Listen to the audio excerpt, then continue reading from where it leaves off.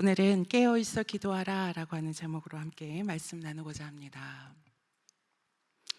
주기철 목사님에 대해서 아십니까? 우리 일제강점기에 한국교회를 대표하는 목사님 중에 한 분이십니다. 이 목사님은 평양에 있는 산정현 교회에서 목회하셨고, 일제 신사 참배에 거부하시고 또 옥에 갇히고 모진 고문 속에서도 신앙을 버리지 않고 끝내 순교하셨습니다. 이 목사님이 옥에 갇히고 또 석방되기를 여러 번 반복하였는데 어느 날 굉장히 쇠약해진 몸으로 또 석방되어서 교회를 찾으셨다고 합니다. 많은 사람들이 이 목사님이 어떤 말씀을 하실까, 그 말씀을 듣고자 교회에 모였을 때 이 목사님이 여러분, 주님이 능력 주시면 하실 수 있습니다 라는 당당한 말씀이 아니라 이렇게 말씀하셨다고 합니다. 오늘 하루도 나는 겨우 버텨냈습니다. 누군가에게는 굉장히 나약하게 들리는 고백일지 모르겠지만 이것이 가장 솔직하고 정직하고 인간적인 고백이 아닐까 생각합니다. 누군가 이 주기철 목사님과 똑같은 상황에 처하게 되었을 때에 담대하라고 했던 조언보다도 나는 오늘도 하루 겨우 버텨냈습니다, 그 말이 그 당사자에게는 훨씬 정직하고 또 와닿는 현실적인 그런 위로와 고백이 아니었을까 생각됩니다. 오늘 우리에게도 이렇게 하루를 버텨내야 되는 순간들이 있습니다. 오늘은 버텼지만 내일은 감당할 수 있을까? 때로는 중대한 결정 앞에서 이러지도 못하고 저러지도 못하고 기도조차 나오지 않는 그런 순간들이 우리에게도 있습니다.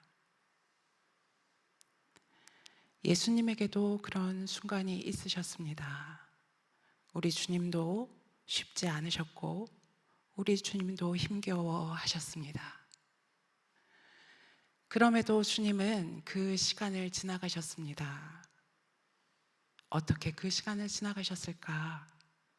오늘 겟세마네 기도를 통하여서 함께 깨닫고자 합니다. 오늘 예수님의 마음의 상태가 어떠했는가? 33절과 34절 말씀에 보니까 심히 놀라시며 슬퍼했다라고 했습니다. 그리고 입으로 표현하시되 내 마음이 심히 고민하여 죽게 되었다라고 표현하고 계십니다. 원어를 살펴보니까요, 이 마음이 갈팡질팡해서 어떻게 할 줄 모르겠다라고 하는 표현입니다. 또 이것을 결정해야 되는데 어떻게 해야 될지 도저히 알 수 없어서 이 내적인 갈등 가운데 고민하여 죽게 되었다라는 표현입니다. 그리고 한글 성경에는 나와 있지 않지만 아르코마이라고 하는 단어가 쓰였는데 시작되었다라고 하는 뜻입니다. 어떤 의미인가 하면 이 마음, 갈팡질팡하는 이 마음이 한번 내 생각과 마음이 떠오르니까 이게 주체할 수 없이, 걷잡을 수 없이 말문이 턱 막힌 만큼 이 공포가 엄습해 왔다라고 하는 겁니다. 내가 이걸 과연 감당할 수 있을까? 그 패닉 상태가 예수님께도 찾아왔다는 것이죠. 그때 예수님은 무엇을 선택하셨습니까? 예수님은 기도하러 가셨습니다. 누가복음 말씀에 보니까 습관대로 감람산에 가셨다라고 되어 있는데 그 발걸음은 여느 때와 같지 않고 무거웠다라고 하는 뉘앙스가 그 안에 담겨 있다고 합니다. 예수님도 이것이 그저 평범하게 기도했던 이전과 전혀 다른 문제라고 하는 것을 직감하시고 의지적으로 기도의 자리로 나가셨다라고 하는 겁니다. 그런데 기도하러 갈 때에 제자들과 함께 가시지요. 그 중에 저도 마태복음과 마가복음에 보니까 3명의 제자를 다시 곁에 데리고 가셨다라고 나와 있습니다. 베드로와 야고보와 요한입니다. 제가 생각하기에 이런 어려운 문제 앞에서 저라면 아주 가까운 누군가에게 조언도 듣고 싶고 위로도 받고 싶고 지지도 얻고 싶었을 것 같습니다. 그래서 예수님이 이 셋을 데려가셨을까? 묵상해 보았지만 예수님은 인간적인 지지, 위로, 조언을 그들에게 구하지 않고 뭐라고 말씀하시는가 하면 나와 함께 머물러 이곳에 있으라. 그 말인즉슨 기도하라 라고 하는 겁니다. 우리가 엄청난 문제 앞에 갈팡질팡하고 이러지도 못하고 저러지도 못할 때 우리는 사람에게 위로받고 싶고 조언받고 싶고 길을 찾고 싶고자 합니다. 그런데 예수님은 그런 인간적인 조언이 아니라 나와 함께 하나님의 뜻이 무엇인지 같이 기도해 주십시오 라고 요청하셨다는 것입니다. 우리가 이 문제 앞에 애써야 할 것은 하나님의 뜻이고 또 중보하는 사람들조차도 그 사람을 향한 하나님의 뜻이 무엇인지 함께 확인하는 것, 그것이 믿음의 지체라고 하는 것입니다. 그런데 예수님은 제자들의 상황을 잘 알고 계셨지요. 그들이 잠자고 있는 형편도 아셨을 겁니다. 그러니 주님이 그들을 데려갈 것은 앞으로 그 제자들이 당해야 하는 모든 것들 앞에서 기도로 준비하라고 데려가셨을 것입니다. 예수님은 이 마음을 안고 기도하실 때에 무엇을 기도하셨을까요? 보니까 마태복음, 마가복음, 누가복음이 이 겟세마네 기도에 대한 내용들이 조금씩 다른데 동일한 한 구절이 있는데 그게 뭔가 하면 바로 36절 하반절입니다. 이 잔을 내게서 옮기시옵소서. 그러나 나의 원대로 마시옵고 아버지의 원대로 하옵소서. 이 기도만큼은 동일합니다.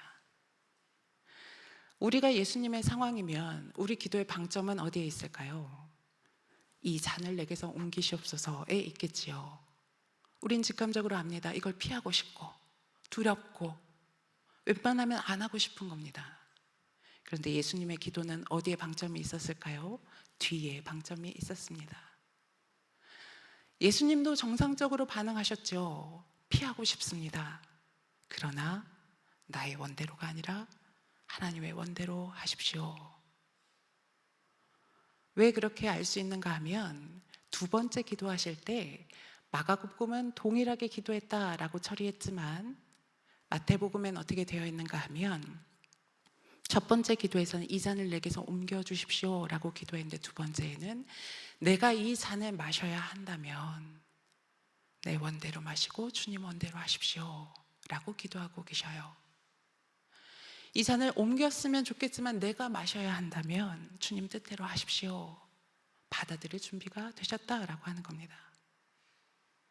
어떻게 이게 가능했을까?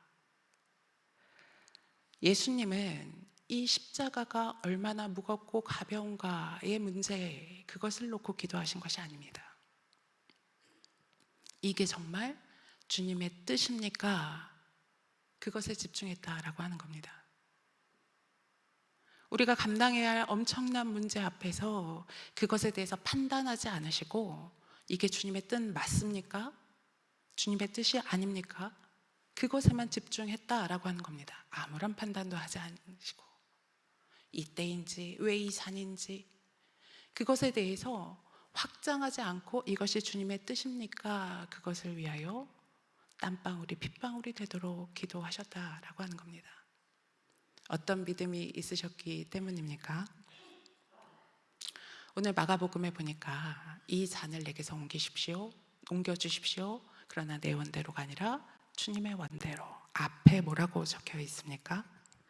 아빠 아버지께는 모든 것이 가능하오니 믿음으로 기도하고 계세요. 능력에 대한 주권이 하나님께 있다고 하는 것을 고백하며 기도하고 계신다고 하는 겁니다. 이사야 59장 1절 말씀, 하나님의 손이 짧아 너희를 구원하지 못하심이 아니요 그분의 귀가 둔하여서 너희의 기도를 듣지 못하심이 아니다라고 했습니다. 주님의 뜻이 십자가이면 주님께서 그것을 우리에게 옮기실 수 없어가 아니라 그것을 져야 하는 것이 주님의 뜻이라고 하는 겁니다. 마태복음에는 뭐라고 나와 있을까요? 동일한 기도 앞에 예수님이 이렇게 기도하십니다. 아버지여 할만하시거든. 아버지여 할만하시거든. 이 뜻을 원어로 보니까 아버지 이 방법이 아니라 다른 방법이 있으시거든 이라고 하는 뜻입니다. 그러면 이 잔을 내게서 옮기시되 아버지의 뜻대로 해주십시오. 주님 다른 방법이 있으면. 고린도전서 1장 18절 말씀, 십자가의 도가 멸망하는 자들에게는 미련한 것이요 구원을 받는 우리에게는 하나님의 능력이라. 예수님은 어떻게 기도하고 계십니까? 주님 이 방법이 아니라 다른 방법이 있으면 해주시되 이 방법이라면 주님 그것 또한 내가 받아들입니다 하는 믿음으로 기도하고 계시다라고 하는 겁니다. 누가복음에는 이 기도 앞에 뭐라고 기도하시는가 하면 아버지여 아버지의 뜻이거든 이 잔을 내게서 지나가게 하시고 그러나 내 원대로 마시고 아버지의 원대로 하옵소서. 때와 방법과 뜻을 결정할 주권이 누구에게 있다고 하는 겁니까? 하나님께 있다고 하는 것입니다. 우리가 헤아릴 수 없지요. 이해할 수 없지요. 합리화할 수 없지요. 그러나 그것이 십자가입니다. 이해할 수 있다면 왜 십자가이겠습니까? 그저 수고겠지요. 하나님이 십자가라고 하시면 십자가를 져야 할 때이고 십자가가 유일한 방법이고 하나님의 뜻임을 믿는 그 믿음으로 예수님은 기도하셨다고 하는 겁니다. 그리고 이렇게 기도하신 예수님은 보딤만 깨어 기도하신 것이 아니라 제자들에게도 말씀하십니다. 우리 38절 말씀 함께 읽어보겠습니다. 38절입니다. 시작. 시험에 들지 않게 깨어있어 기도하라. 마음에는 원이로되 육신이 약하도다 하시고. 아멘. 제자들에게 시험에 들지 않게 깨어있어 기도하라 말씀하십니다. 시험에 들다라고 하는 말이 무엇입니까? 시험, 특정한 문제가 생겨요. 그러면 들어간다라는 표현이 되어 있습니다. 특정한 문제가 생기는 것은 누구에게나 생기는 것인데 그 문제를 받아들였을 때에 죄의 영역 안으로 들어가는 일이 발생한다라고 하는 겁니다. 예수님께 시험이 찾아왔지요. 십자가라고 하는 엄청난 문제가 시험이 다가왔을 때 주님은 들어가지 않으셨습니다. 판단하지 않으셨어요. 왜 이때지요? 왜 이 방법이지요? 왜 나이지요? 감정 그리고 이것으로 인하여서 파생되는 문제가 없었다고 하는 거예요. 그런데 우리는 왜 시험에 듭니까? 엄청난 문제 앞에서 주의 뜻을 묻기보다는 그 문제에 대해서 판단하기 때문입니다. 그랬을 때 이 거대한 시험 앞에서 우리는 죄의 영역 안으로 들어간다라고 하는 겁니다. 우리의 마음과 생각 가운데 감정의 소용돌이가 치고 요동치고 나의 앞날은 어떻게 되는 것인지 나의 짧은 지혜로 추정하면서 미루어 짐작하면서 내 머릿속에서 많은 사람들과 가상의 싸움을 하면서 이렇게 했을 땐 이렇게 해야지 우리에게 걷잡을 수 없는 감정들이 올라오기 시작한다. 그것을 시험에 든다. 우리가 시험에 들면 어떻게 됩니까? 기도하지 못하는 것입니다. 우리 주님 그래서 말씀하시죠. 시험에 들지 않게 깨어있어 기도하라. 그런데 제자들은 시험에 들었고 깨어 기도하지 못했습니다. 마태복음과 마가복음에 보면 그들의 눈이 피곤해서라고 말합니다. 변호해 주는 것 같아요. 마치 우리가 새벽부터 기도하고 하루의 일과를 다 감당하고 이 자리에 앉아 있을 때 우리의 눈꺼풀이 막 무거워서 내려오는 것처럼 제자들도 피곤했습니다. 이해하실 수 있으시지요? 제자들의 마음. 그런데 누가복음에는 유독 어떤 표현이 있는가 하면 제자들이 슬픔에 빠져서 잠들었다라는 표현이 나옵니다. 슬픔에 빠져서 잠들었다. 제자들은 예수님을 진정으로 사랑했습니다. 예수님에 대한 열심이 있었어요. 예수님 그러시면 안 됩니다. 저희는 절대 예수님을 버리지 않을 거예요. 그러나 예수님의 순환에 대하여 죽음에 대하여서 거듭 말씀하시면서 제자들은 이 상황을 바꿀 수도 없고 이것을 받아들일 수도 없고 극심한 스트레스의 상황 가운데에서 무기력해졌고 또 이것을 회피하고 싶은 마음으로 기도의 자리에 나아가지 않고 그저 주저앉아 버렸다라고 하는 것입니다. 십자가 앞에서 깨어 기도하셨던 주님과 반대로 십자가 앞에서 판단한 제자들은 시험에 빠졌고 슬퍼했고 기도의 자리로 나아가지 못했습니다. 우리는 제자들이 3번이나 예수님이 그렇게 발버둥치면서 기도할 때 왜 저렇게 잠들어 있을까? 어리석다라고 말할지 모르겠지만 그들이 무지해서였을까요? 주님에 대해 관심이 없어서였을까요? 아니요. 영적으로 잠들어 있는 사람들이 물론 무지하고 교회에 관심이 없고 그저 세상 일에나 관심이 있고 나태한 사람들만 영적으로 잠들어 있는가? 그렇지 않습니다. 주의전을 진정으로 사랑하고 공동체를 사랑하는 사람들, 그럼에도 바뀌지 않는 사람과 바뀌지 않는 상황과 바뀌지 않는 구조 가운데에서 시험에 들어 기도의 자리로 나아가고 싶지 않은 그 마음, 그것이 우리에게 영적인 잠에 들게 만드는 시험으로 찾아온다고 하는 것입니다. 기도하고 싶지 않은 겁니다. 시편 69편 9절 말씀, 다윗이 이렇게 말하지요. 주의 집을 향한 나의 열성이 나를 삼켰다. 주님을 사랑하는 마음이 있었고 또 주의 전을 건축하고 싶은 그 마음으로 다윗은 최선을 다하여서 하나님 앞에 헌신하였습니다. 그런데 그것이, 그 열심이 비방으로 자신에게 돌아왔을 때 사람과 상황들에 압도되어서 홀로 고독하게 그 길을 걸어가는 다윗의 처절한 고백입니다. 주님을 향한 열심이 나를 삼켰습니다. 오늘 외롭게 교회를 위하여서 기도하고 외롭게 주의 종을 위해서 기도하고 홀로 그 길을 가고 있다고 생각하시는 분들이 있습니까? 감사합니다. 그러나 사람과 상황만 나를 삼키는 것이 아니라 그 감정을 통하여 나의 의 가운데 사단도 나를 삼킨다라고 하는 겁니다.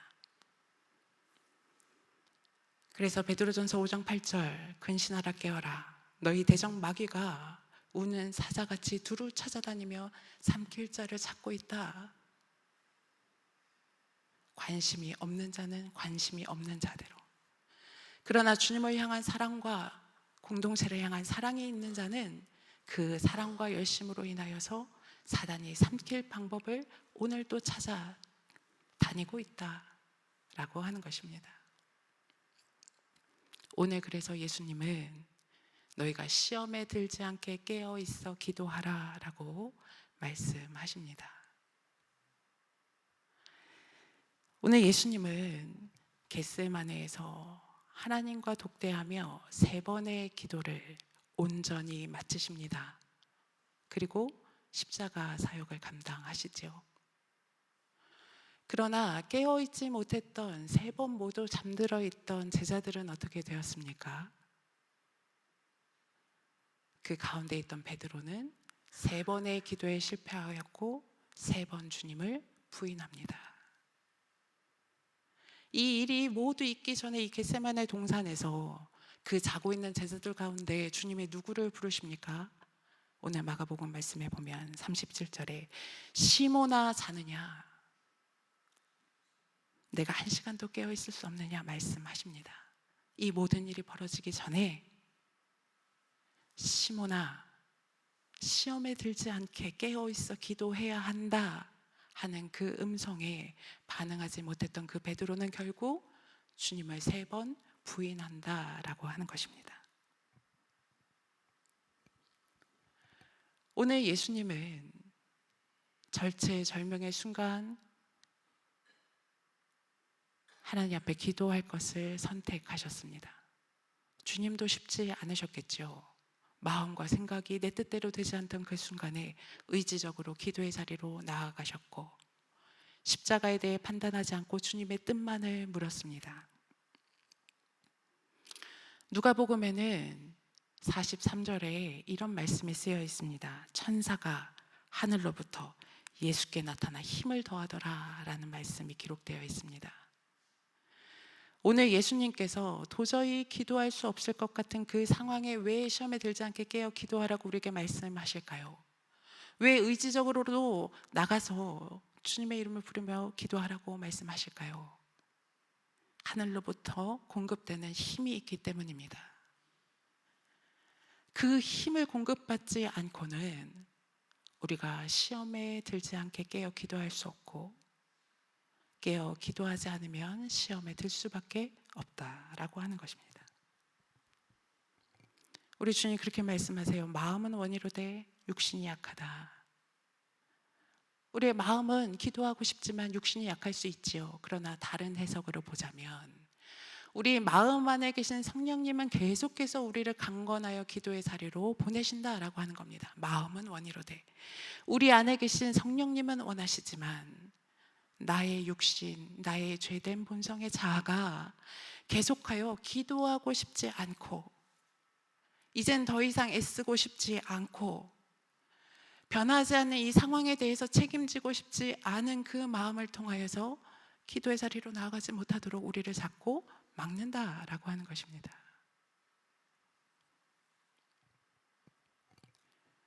사랑하는 성도 여러분, 예수님은 우리의 연약함을 아십니다. 그래서 말씀하십니다. 깨어 있어 기도하라. 보이는 것이 많고 들리는 것이 많으십니까? 그래서 말씀하십니다. 깨어 있어 기도하라. 바뀌지 않는 사람과 상황들로 인해 낙심되십니까? 깨어 있어 기도하십시오. 피하고 싶은 시간과 또 상황과 나의 무력함으로 인하여서 자꾸만 가라앉고 도망치고 싶으십니까? 깨어 있어 기도하십시오.